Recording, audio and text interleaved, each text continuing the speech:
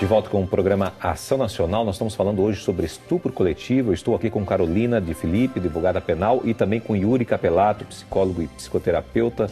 Bom, a gente estava falando sobre essa questão da empatia no bloco anterior. Muito boa explicação, Yuri, deu para a gente entender perfeitamente. Agora, eu quero perguntar um pouco para a Carol, por que essa sensação de impunidade é tão forte diante disso?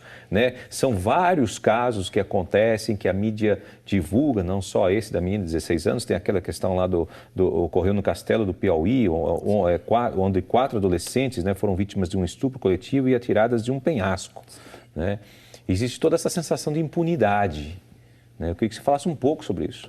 Então, bom, em primeiro lugar, por conta dessa situação de que apenas 10% dos casos são levados a conhecimento da polícia e do judiciário. Então, a impunidade já começa aí, 90% dos casos não são noticiados. Então, esses 90% dos casos não são nem sequer investigados, não viram ação penal, não viram punição. Desses 10% dos casos, as penas para estupro e estupro de vulnerável não são penas tão pequenas. De estupro é de 6 a 10 anos e de estupro de vulnerável é de 8 a 15 anos. Mas o crime de estupro, ele tem o que nós chamamos de ação penal pública condicionada. Então, o que isso significa? Significa que o Ministério Público ele só pode agir, ele só pode iniciar a ação penal se a vítima autorizar, se a vítima der o que a gente chama de representação. Então, o Ministério Público necessita dessa autorização da vítima. Ele não pode agir sozinho, ele não pode agir de ofício. Se a vítima não autorizar, não pode haver essa ação penal. Então, o Estado acaba de mãos atadas. E por tudo que nós falamos, por essa vergonha da vítima, por esse sentimento de culpa, por esse medo de represália, a vítima acaba não levando isso adiante e o Estado não age. Então, fica essa sensação de impunidade. Mas eu gostaria de aproveitar para ressaltar que quando acontecem casos graves assim, muitas vezes o Congresso, os políticos, se aproveitam dessa situação para aumentar a pena. E isso acabou de acontecer. Passou um projeto de lei para aumentar a pena do estupro coletivo. Primeiro que esse crime nem existe, estupro coletivo. Mas estupro é estupro. Mas eles aumentaram a pena. Olha, aumentar a pena é uma resposta demagógica. Aumentar a pena não adianta nada por si só, porque o papel aceita tudo. A gente pode aumentar a pena o tanto que for. Se nós não tivermos ações reais desse atendimento multidisciplinar à vítima, desse cuidado de acolhimento à vítima, desse atendimento à vítima que sabe entender o que essa vítima está passando, não vai adiantar aumentar a pena, porque o fato não vai chegar até o final para poder punir esse criminoso. Então, tem o projeto de lei, aumenta a pena, isso passa na televisão, a população sentada no seu sofá pensa, aumentou a pena, eu estou mais seguro. Não é verdade. Isso é uma falsa sensação de segurança, isso não resolve. Porque também não vai te garantir que numa esquina aconteça com você. Não vai deixar de acontecer, porque a perversidade, Yuri, do ser humano, ele não vai deixar de fazer porque a pena aumentou em 1 ou 2 anos, Não, porque está presente já no ser humano. E eu acho que a Carol tocou num ponto exatamente importante. Essa interdisciplinaridade entre os papéis. Não adianta você assinar um papel e fazer um projeto de lei e não conseguir oferecer para uma vítima um apoio psicológico, médico, ginecológico, psiquiátrico, para que essa vítima possa receber todo um apoio, para ela se sentir amparada e segura para dar sequência num processo. Então não adianta falar, ele vai ser punido por 25 anos que aumentasse, se a vítima não vai ser capaz de levar esse processo adiante. Sim. Se a gente não tiver o apoio de uma assistente social nesse grupo, para ajudar ela a ser reinserida na sociedade, e se for adolescente, criança, na escola, se for um adulto no trabalho, nos grupos, com a família, para que possam compreender o que ela passou e ajudar todo o grupo para que ela possa querer bater de frente com isso e levar até o final essa representação, sabendo que ela vai receber esse apoio do grupo que ela está inserida. Essa vítima, ela vai lá, vai fazer a representação, mas ela não vai ter nenhum acompanhamento com ela. Sem esse acompanhamento, ela vai estar à mercê desses julgamentos, mercê de ela se sentir mal, de risco. E como que ela vai querer ir até o final para levar o processo adiante? Então, sem um apoio de todas as áreas, que aliás eu acho que é fundamental isso que a gente está fazendo aqui, a área de direito com a área psicológica, eu acho que na verdade teria que se conversar muito mais. Sim, porque a direito vai poder falar como se ocorre o processo e o psicólogo vai poder falar como que um ser humano funciona para saber se aquelas penas funcionam ou não.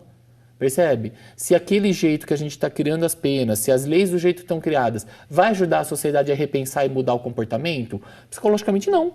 Quando você fala de uma pena de 8 anos, mas que ele tem chance de reduzir e poder sair porque por bom comportamento, eu dar uma pena para uma criança de 6 dias sem TV, mas com 2 dias eu falo, você tá bonzinho, toma. Isso aumenta a chance da criança querer voltar. Então eu já dei 2 dias. Se deu o comportamento, eu dou a televisão. Se não teve, aí aumenta-se a pena.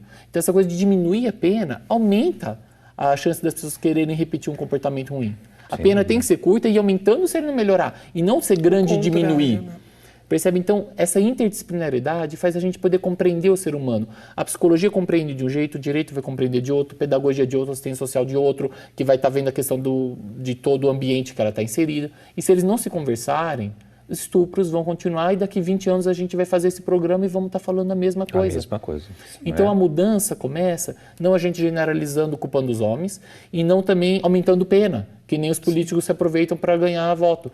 Mas sim, quando a gente sentar como sociedade e ver o que cada um na sua área pode oferecer e a gente dar um amparo para as vítimas, para que isso possa ser adiantado e isso possa ser levado a resolvido de uma vez. Né? Exatamente. Não ficar... Aí é tapar o sol com a peneira, como a gente costuma dizer, né? Exatamente. Na gíria. É bem isso daí. Exatamente. E que a gente possa, em primeiro lugar, partir do pressuposto que a vítima é vítima. Que ela não pode ser julgada. Que o comportamento dela não está em julgamento. Porque nós não julgamos uma pessoa quando ela tem pneumonia, porque nós não julgamos uma pessoa quando ela é vítima de uma lesão corporal, porque nós não julgamos uma pessoa quando ela é vítima de um homicídio, porque nós não julgamos uma pessoa, né, em outras situações. Então, a vítima do estupro, o primeiro passo é entendê-la como vítima. E aí, então, partir para os outros passos, né? Eu diria também ainda, na verdade, não deveria julgar em nenhum caso desse. Porque a gente vê até em casos de homicídio, mas ele não tomou cuidado, estava andando na rua. Sim. Na verdade, a gente vê esses julgamentos, até em todos os casos, como não deveria vir em nenhum. Em nenhum, exatamente. As pessoas deveriam ter direito de andar na rua, claro. Sem ter que ser assassinada. Claro. E quando a pessoa o que fala? Mas não tomou cuidado? Olha, ela se expôs. Ele tentou correr. Isso. Essa questão da impotência, você percebe? A pessoa impotente, ela tenta arranjar desculpas para poder falar, não, eu tô segura, na verdade eu não teria feito igual. Isso, exato. E esse é o problema. Se julga a vítima que sofre estupro, se julga todo mundo que é vítima de tudo. Por quê? Porque eu não quero admitir que é um risco que eu também sofro. Exato. Até para finalizar o programa, como ensinar as crianças, essas novas gerações, a se relacionarem com o seu corpo, com o corpo do outro, afinal, sobre qualquer aspecto do que a gente está dizendo aí. E quando perdemos essa consciência? Eu acho que é assim, a educação começa a partir do momento que eu planejo ter um filho, ou quando eu descubro que eu tenho um filho, e saber que eu vou ter que me doar para esse ser, e saber que minha vida vai mudar. A educação começa a partir do 0 ano, não na adolescência, onde eu tenho que oferecer para essa casa um bebê, uma casa tranquila, amorosa, dar os cuidados necessários. A rotina para o bebê é importante, para ele ser um bebê calmo, não ser um bebê ansioso, ter uma rotina que de vez em quando, só raramente sai, mas que no geral ele siga. Começa com 1 ano e meio, 2 anos de idade, quando a criança entra naquela fase de birra, se jogar no chão, e os pais aprenderem, e ninguém ensina os pais isso, por isso que eu falo que não é culpa dos pais, na verdade ninguém ensina como ser pai e mãe, mas aprender a dar limite. E dar limite significa colocar o meu desejo sobre o filho. Não, filho, sinto muito. Agora não é hora mais de assistir TV, você vai tomar banho.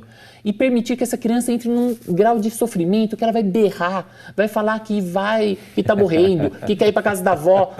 os vizinhos vão achar que você está estrangulando o seu filho, que está esquartejando, de tanto que ele berra. Nossa, ele chora, né? Isso. E você vai falar, tipo, filho, pode chorar, eu sinto muito. Para ele poder entender que quando existe um limite, porque a vida dá limite, o corpo é um limite, eu tenho que, por mais que eu queira, existe um limite que me impede, o outro não quer.